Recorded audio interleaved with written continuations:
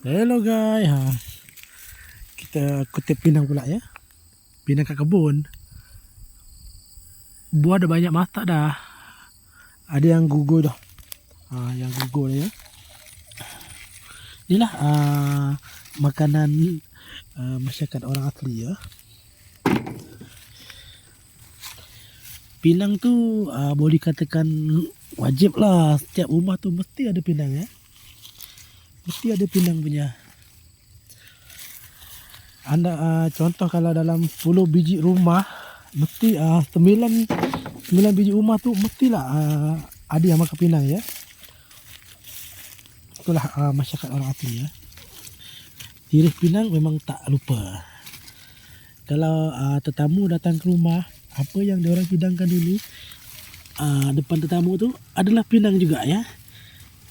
Pinang nombor 1 yang dihidangkan, air nombor 2. Itulah. Tapi biasa kalau orang di rumah kita, dia tak tanya lain, mesti dia tanya pinang. Ada tak pinang? Macam tu lah. Pinang ni ni pinang ya. Okey guys, itu saja untuk video hari ini. Okay, bye bye.